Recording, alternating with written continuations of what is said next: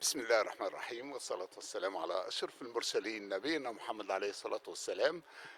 تشرفنا اليوم في مكتبة الأسكندرية وعلى مسرح مكتبة الأسكندرية لعرض مسرحية الوصم، تأليف وإخراج الدكتور إسلام رفعت.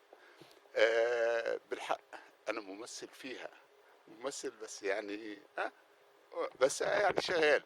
شخصيتين، شخصية ضعيفة جدا قدام زوجته وعامل نفسه ان هو قوي وشجاع واسد ونمر، وهو في الحقيقه قطه. قطه.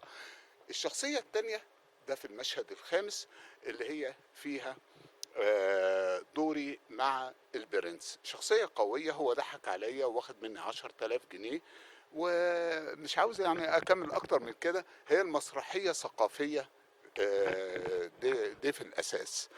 والمسرحية اسمها طبعا الوصم. الوصم جزء مهم جدا في مجتمعنا. موجودين يقولوا عليهم مرضى، هم مش مرضى بصراحة.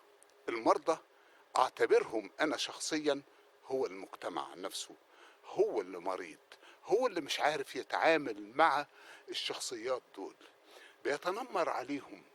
شخصية موجودة زي أميرة، زي فلانة، زي زينب، الناس دول موجودين معانا. اطلقوا بكلمة الوصم، لكن المجتمع هنا لازم ينظر لهم نظرة حب، نظرة إنسانية. وفي الآخر أنا بقول يا مجتمع ارحمهم من الوصم اللي هم فيه. خليهم يعيشوا حياتهم، خليهم يشتغلوا، خليهم ينتجوا. دول بني ادمين عايشين في مجتمع. احنا بنمثل الشخصية دي على مسرح مكتبة اسكندرية عشان نقول يا جماعة الناس دول موجودين معانا، ارحموهم من الوصم، ارحموهم فعلا. هنا بيبقى ليه دور الثقافة الدينية، الثقافة التعليمية، الثقافة الفنية، الإذاعات. المفروض بيحصل عملية ندوات يا جماعة، ندوات تثقيفية للمجتمع المصري عشان يفهمهم إن دول مش مرضى. المرضى الحقيقيين هو المجتمع نفسه بالفكر بتاعه، ان هو بيبص لهم عن ان هم مرضى.